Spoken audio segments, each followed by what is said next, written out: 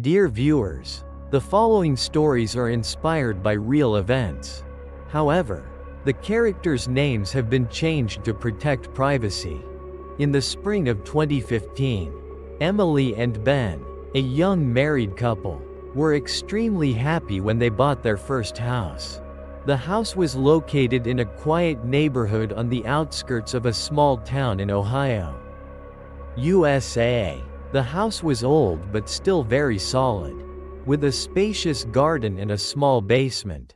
Emily, an elementary school teacher, loved decorating her house and had many ideas to turn this house into a real home. Ben, a software engineer, loved the quiet and privacy that the house brought. Both were very eager to start a new life here. The first weeks passed smoothly. They were busy painting, shopping for furniture and inviting friends to the housewarming. Everything was perfect, except for one small thing that both Emily and Ben found a little strange. The clicking noises coming from somewhere under the floor at night. At first, they thought it might be mice running in the walls or under the floor. Ben tried setting mousetraps, but didn't catch any. The noise continued every night, usually starting around midnight and lasting until morning. "What do you think that noise is?" Emily asked Ben one night while they were lying on the sofa watching TV. The clicking noises came again, like someone was moving furniture underneath. Ben shrugged. "I'm not sure. Maybe it's because the house is old, so there are noises like that. Don't worry too much." But Emily couldn't help but worry. The noises sounded strange, not like mice or rotten wood. It sounded like footsteps walking on the floor. One night, the noises became clearer than ever. Emily and Ben were sleeping when they were awakened by heavy footsteps, walking right below their bedroom. The footsteps were slow and steady, as if someone was pacing back and forth. They both sat up in bed, their hearts pounding in their chests. "Did you hear that?" Emily whispered, her voice trembling. Ben nodded, his face filled with concern. "I heard it. It's right below us." They went downstairs to check, but found nothing unusual. All the doors were closed, and there was no sign of anyone breaking into the house. After several sleepless nights due to the strange noises, Emily and Ben decided to find the source of them. They began to carefully check every corner of the house, from the damp basement to the dusty attic. While in the living room, Emily noticed the couch against one wall, which seemed a little different from the others. She tried pushing the couch aside, and found a very small gap in the floor, right under where the couch usually sat. Ben went to take a closer look. Together they lifted the couch, and to their surprise, there was a small wooden door on the floor, locked with a rusty padlock. "What is this?" Emily asked, her voice filled with surprise and curiosity. Ben shrugged. "I don't know. Maybe it's the entrance to some secret basement." They both felt a little nervous and worried. They didn't know what was hidden under this locked door, but they both felt that the strange noises they heard every night might be coming from there. The next day, out of curiosity, Emily and Ben called a professional locksmith to open the secret door. The locksmith, a young man named Chris, quickly opened the old lock. With a little nervousness, Emily and Ben lifted the wooden door with Chris. Below was a narrow staircase leading down to a small room. The room was only about 10 square meters, had no windows, and was very dark. When Chris turned on the flashlight, the three of them walked down the room together. They were shocked to see on an old wooden table in the middle of the room, rusted knives and iron hooks scattered. They were of different sizes and shapes. Some of them had dark brown stains on them. There was nothing else around the room, just moldy walls and a few cobwebs hanging from the ceiling. "What the hell is this?" Ben muttered, his expression full of confusion and a little horror. Emily also felt an indescribable sense of unease. These rusty knives and iron hooks reminded her of scary images. Chris shrugged. I don't know. Maybe this is someone's old study. After carefully examining the room and finding nothing special, Emily and Ben decided to lock the door and go back upstairs. But since that night, the strange phenomena in their house have become more and more terrifying. The footsteps on the floor became clearer and heavier, as if someone was walking right under their feet. Sometimes, they even heard the sound of furniture falling and breaking in the quiet night. Both Emily and Ben felt a growing fear envelop them. They knew that the secret room had awakened something dark in their house. After the door to the secret room was opened, the peaceful life of Emily and Ben completely disappeared. Every night, the strange noises came again. But this time they weren't just little clatters. The footsteps became heavier, more distinct, as if someone was walking right above them. Did you hear that? Emily whispered, her voice filled with fear as they tried to sleep. The footsteps were coming from below, sounding as if they were getting closer to their bedroom. Ben held Emily tightly, trying to sound calm. I heard that, but it's probably just an old house. Let's not worry too much. But they both knew that this wasn't the normal noise of an old house. There was a strange presence in their house. More than just the footsteps. They began to hear other noises. Slight scratching on the walls. The sound of someone moving things. And sometimes soft sighs, as close as if someone were standing right next to their bed. One night, when Emily was alone in the kitchen, she heard the sound of glasses and plates on the dining table. She rushed out to investigate, but saw nothing unusual. Everything was in its place. It must be my imagination, Emily told herself, but she could not shake the unsettling feeling that was rising in her heart. Ben also began to experience strange things. One evening, while he was working in the living room, he felt someone lightly tap his shoulder. He turned around, startled, but there was no one there. The room was completely empty. I must be so tired, Ben thought, but he could not forget the cold, creepy feeling of someone touching him. The fear in the house grew. Emily and Ben began to feel like they were no longer safe in this place. We have to do something, Emily told Ben one evening, her voice almost desperate. I can't take it anymore. I can't sleep at night because I'm scared. Ben hugged his wife, knowing she was nervous. I know. Me too. We'll figure this out. After a moment of thinking, Ben had an idea. Let's install surveillance cameras in the house, he said. At least we can see what's going on while we sleep. Emily agreed immediately.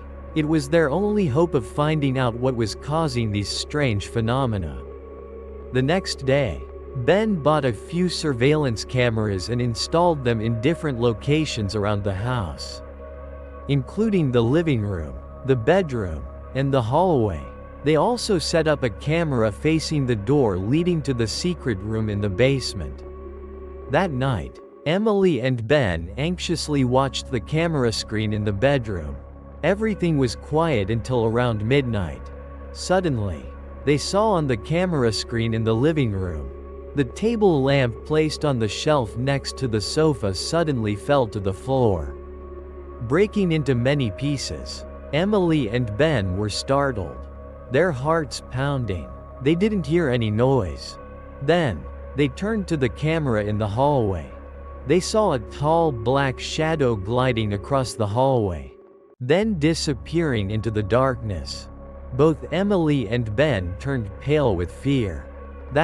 What is that? Emily stuttered, her voice trembling. Ben didn't answer. He just stared silently at the screen, his face full of horror. In the following days, Emily and Ben often reviewed the videos recorded by the camera. They discovered that strange phenomena occurred every night. They saw objects moving by themselves, doors opening and closing by themselves, and dark shadows wandering around the house. The scariest thing was that they clearly saw a tall, dark-skinned ghost of a man coming out of the door leading to the secret room in the basement. Then going up to the floor. The ghost walked back and forth in the house, and sometimes stopped to look straight at the camera, as if it knew they were watching it. One afternoon, around 6 p.m., when Emily was sitting alone on the sofa in the living room, waiting for Ben to come home from work, they reviewed a video recorded by the camera in the living room. Emily was horrified when she saw in the video a tall ghost of a man standing right behind her, staring at her with a threatening look. Emily did not feel or hear anything at that time. After watching the video, both Emily and Ben felt extremely terrified. They could not bear it anymore. They knew that their house was haunted by an evil spirit, and they needed to find a way to deal with it before it was too late. After watching the video of the ghost standing right behind Emily, neither of them could sleep. They sat awake on the couch all night, holding each other tightly, their eyes always on the camera screen. Fear spread through every cell, making them feel like a cold hand was squeezing their hearts. I can't believe my eyes," Emily stuttered, her voice choked with fear. It was right behind me, and I didn't know." Ben hugged his wife tightly, trying to calm her down, but he was also panicking. "I'm sorry, Emily. I wasn't there to protect you. It's not my fault," Emily said, tears rolling down her cheeks. "We have to do something. Ben, I don't want to live in this house anymore. I'm afraid it will hurt us one day." Ben nodded. He knew Emily was right. They couldn't continue living in fear like this forever. "I'll find a way," he said, his voice firm. "We'll find someone to help."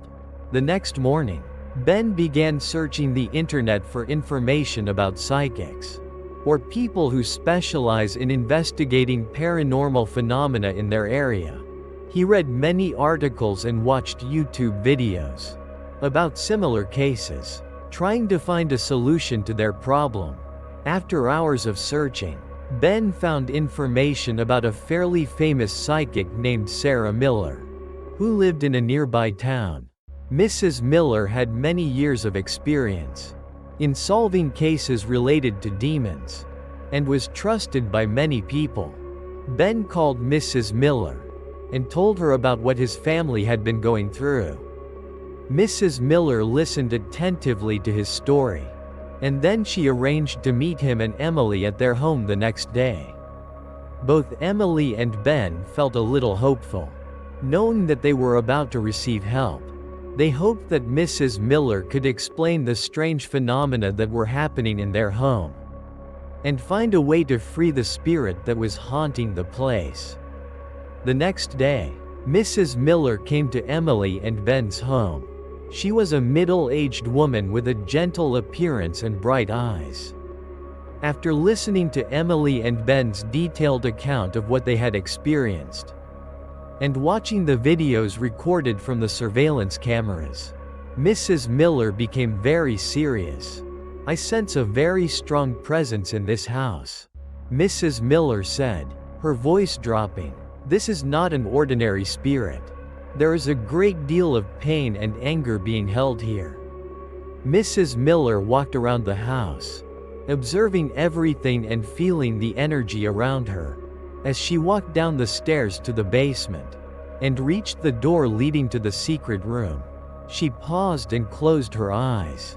"This spirit is trapped here," Mrs. Miller said after a moment. "A great tragedy happened in this room."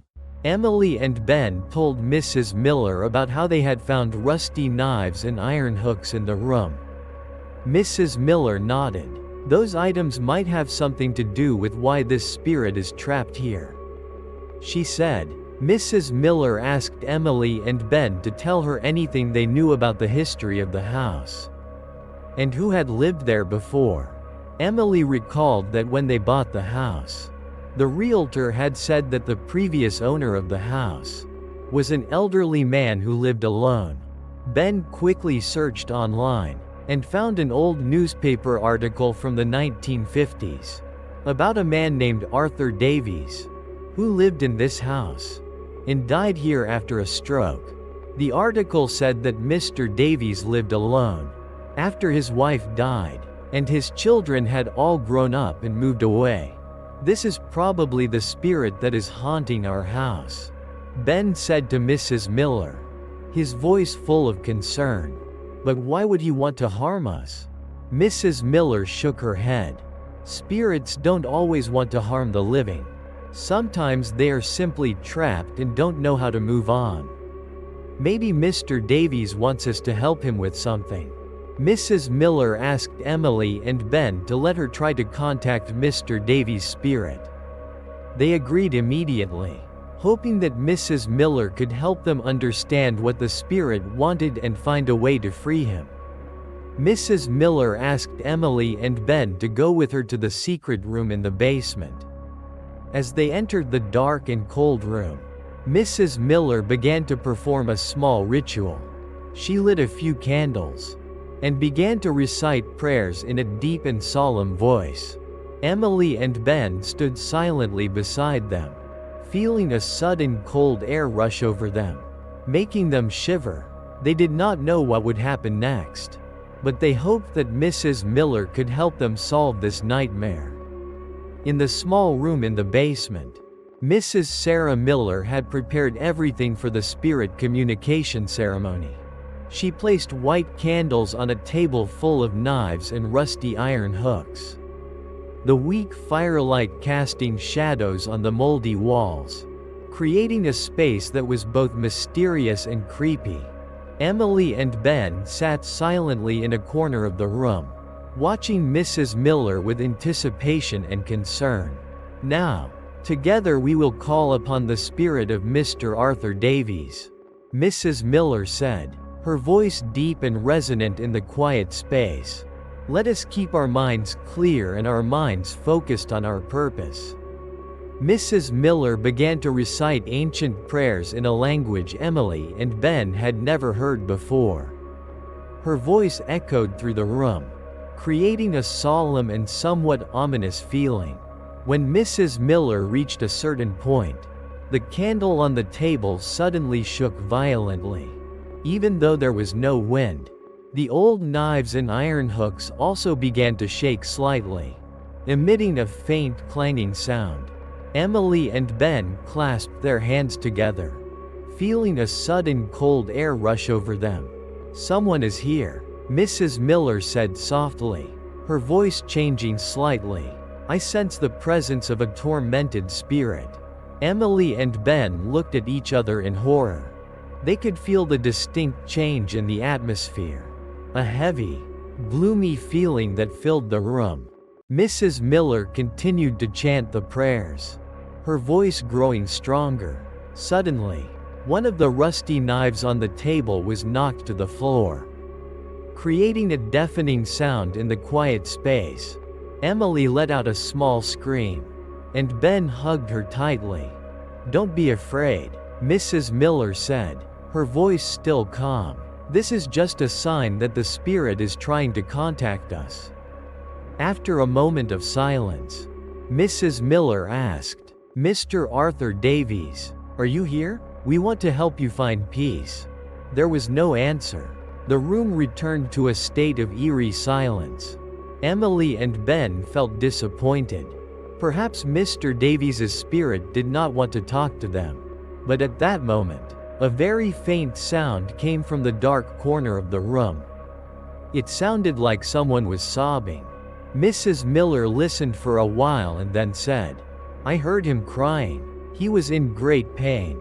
Mrs. Miller continued to talk to Mr. Davies' spirit, trying to evoke his memories and emotions. She asked about his family, about the loved ones he had left behind. After a while of silence, a faint voice rang out in the room. The voice sounded very sad and full of regret. My daughter, the voice whispered. I want to see my daughter again. Emily and Ben looked at each other in amazement. They could not believe that they had just heard the voice of a spirit. Mrs. Miller asks Mr. Davies's spirit why he is stuck here. The faint voice rings out again. I fell here and died. I couldn't leave. Mrs. Miller explains to Emily and Ben that perhaps Mr. Davies died suddenly and didn't have time to leave a will, causing his spirit to be entangled and unable to move on. He wants to see his daughter again so he can rest in peace. Do you know where your daughter is now? Mrs. Miller asks. A moment later, the voice rings out again, this time a little clearer. Sarah. My daughter's name is Sarah. Emily and Ben look at each other, feeling a strange coincidence. Mrs. Miller's name is also Sarah. Could this be some kind of sign? Mrs. Miller asks more questions, trying to gather more information about Mr. Davies's daughter. His spirit told them about his memories of his daughter, about the gifts he gave her when he was alive. After a while of talking, Mrs. Miller said, I think we have enough information. Mr. Davies' spirit wants us to find his daughter, Sarah, and tell her that he still loves her and wants her to forgive him. Emily and Ben nodded. They understood that this was what they needed to do, to help Mr. Davies' spirit to rest and bring peace to their home. They felt a little nervous, but also determined to find Sarah, Mr. Arthur Davies' daughter. The next morning, Emily and Ben sat together at the dining table. In front of them were hastily written notes from the ceremony last night. The name, Sarah Davies, was carefully circled, as the only clue to free the spirit trapped in their house. Where do we start? Emily asked, her voice slightly troubled. Finding someone named Sarah Davies, the daughter of a man who had died in the 1950s, seemed like a daunting task. Ben thought for a moment and then said, we could try searching online. Maybe there would be some records of Mr. Davies' family. They turned on their computers together and began searching. They tried different keywords, but nothing came up. Information about people who lived in the 1950s was often very limited on the internet. Maybe we should go to the local library, Emily suggested. They might have old records or newspaper archives from that time. Ben agreed. It was a good idea. They decided to go to the library as soon as Emily got off work. That afternoon, after Emily finished teaching, they went to the library together. They went to the archives and asked the librarian for records of people who had lived in the area in the 1950s. An old lady who worked in the archives was very helpful. She searched through old voter rolls, tax records, and old, yellowed local newspapers. After a while of searching, she found something important. Here it is, she said, pointing to a line in the 1955 voter roll. Arthur Davies lived at this address and had a daughter named Sarah Davies. Emily and Ben were overjoyed. They had an important clue. They asked the old lady if she knew anything more about Sarah Davies. The old lady thought for a moment and then said, I have a vague recollection that Sarah moved away after Mr. Davies died. Let me see if I can find any information about her new address. The old lady continued searching through other records. Finally, she found a small notice in a local newspaper from the 1970s, announcing the wedding of a woman named Sarah Davies to a man named Michael Johnson. The notice also listed the address where they lived after the marriage. In another town not far away, Emily and Ben were extremely excited. They had found Arthur Davies' daughter.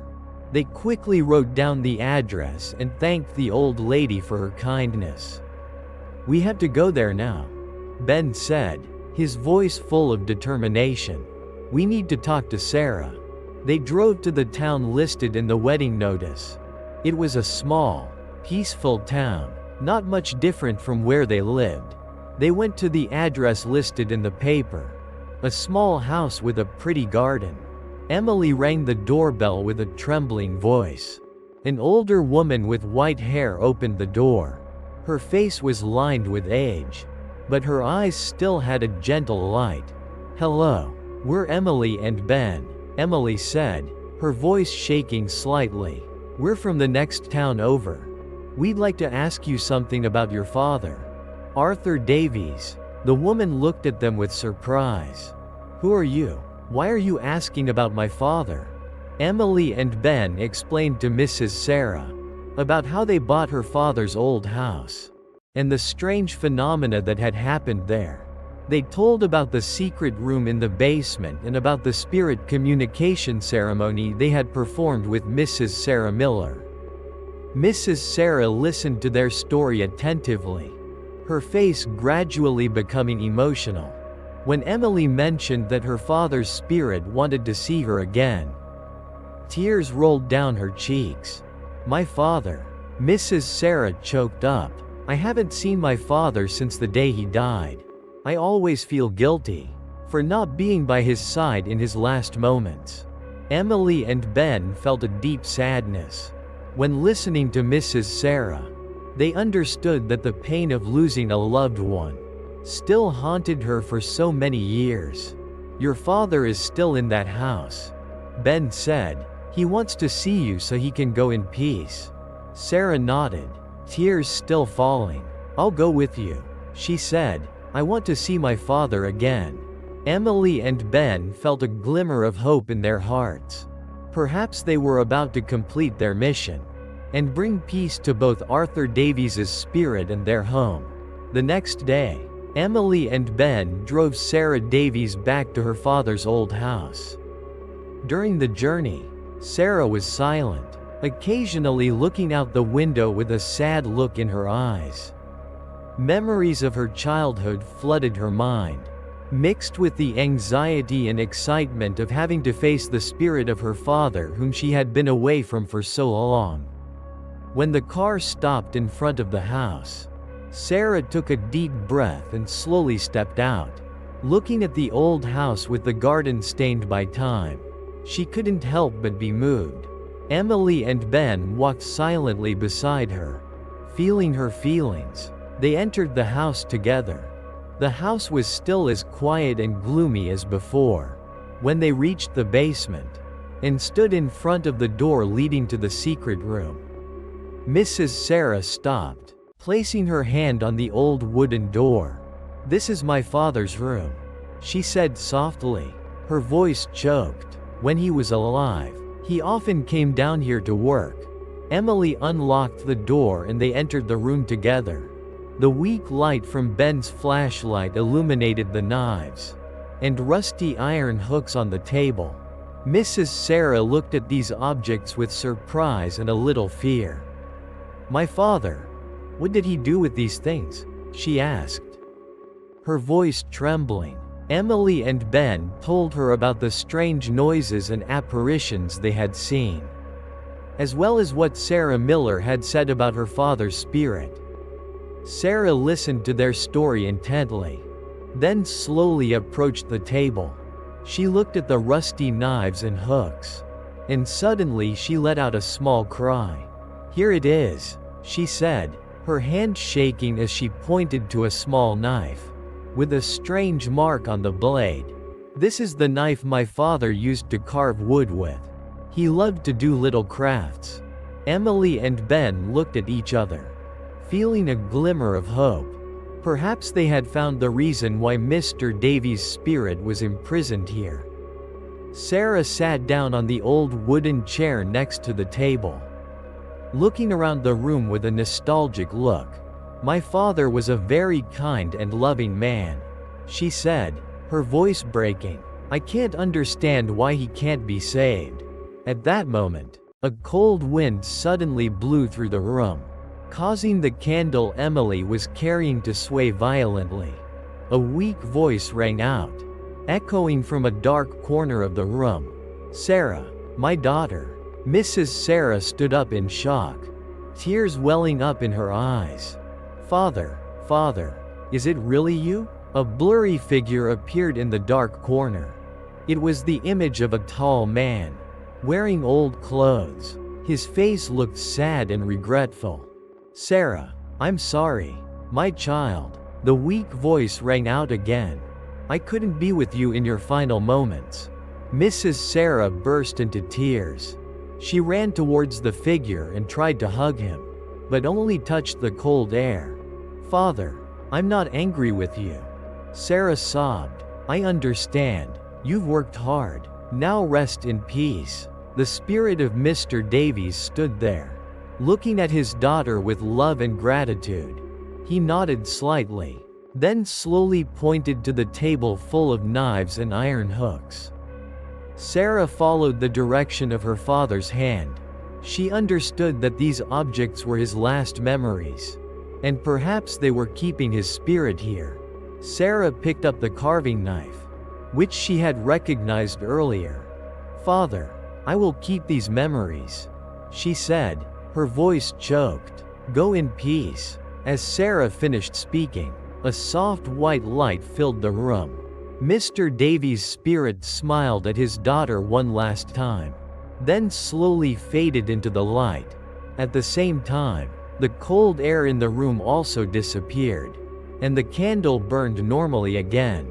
Emily and Ben felt a strange peace spread throughout the room. They knew that Arthur Davies' soul had been released. After Mrs. Sarah calmed down, they left the basement room together and locked the door. Mrs. Sarah decided to keep her father's knives and iron hooks as souvenirs. From that night on, Emily and Ben no longer heard strange noises in the house. The ghost of the tall man never appeared again. Their house was peaceful again, and they could live a happy life without being haunted by the sad past of the previous owner. They knew that they had helped a soul find peace, and that was the most important thing.